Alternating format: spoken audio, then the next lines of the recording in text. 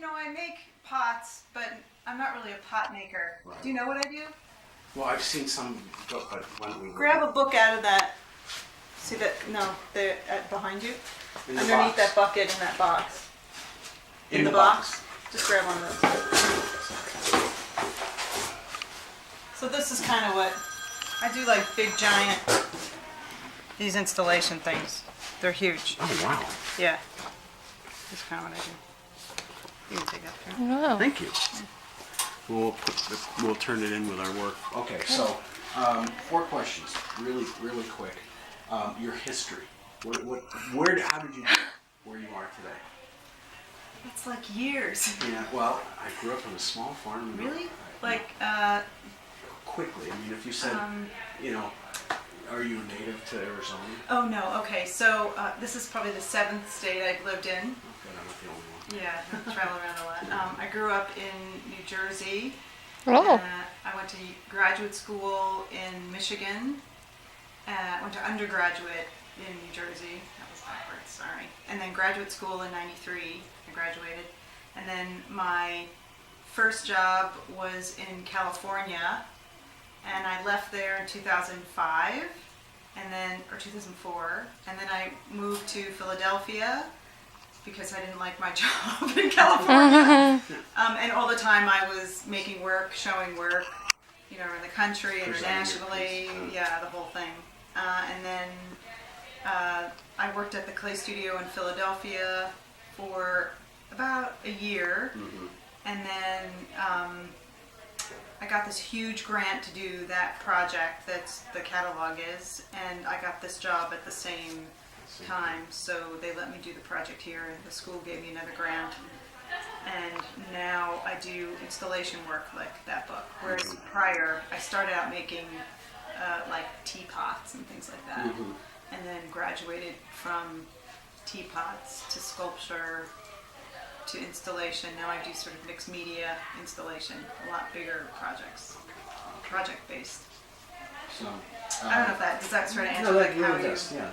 Yeah, like I show all over. nobody goes in a straight line anyway. Yeah, in it's the real it's world. pretty hard because there's so many tangents that you've gone off of Believe me. over a period of time. So. Well, and then in related to that, how do you get others involved? Your students and such. I get students involved in everything I do. Everything. I plan trips for them. I ask them if they want to, like if they help me do my work. I pay them, to help me, like to work. And we go to conferences together. We go on trips together. I mean, there's a lot you can do. There's only so much you can do. I mean, obviously I can't take them everywhere, but anytime you do a lecture or a demonstration somewhere, you always bring back what you did somewhere else to your school. Mm-hmm. So the students get whatever I do. That kind of thing. Very nice.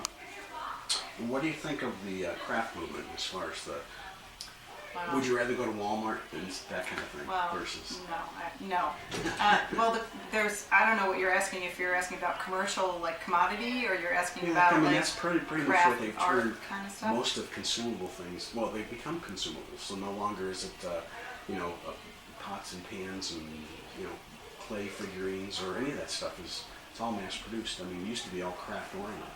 Yeah, but there's mass produced that's art oriented, and then there's mass produced that's Walmart junk, cheap kind of junk. Yeah. So if you're interested in like more of the design aspect of things, let's just say, then even though something is, well, now they're getting artists to make an object to mass produce to sell it to the consumer. So, and I think it's a little bit more of an expensive object, but it's still, I mean, it's, that works both ways, that question, because I think it can be sort of a cheap version of something and then end up to be something expensive. But I go the opposite, obviously. I mean, like I buy pots from people who I know who are potters. Right. More traditional aspect of that. I don't really buy. Very simple, Yeah. Well, and the thing is, it usually lasts a lot longer too. Well, it does, unless you break it. But I enjoy it more in my house, so I enjoy eating off of handmade things as opposed to commercially made objects. Good. Last question. How's this for quick? What are you most proud of?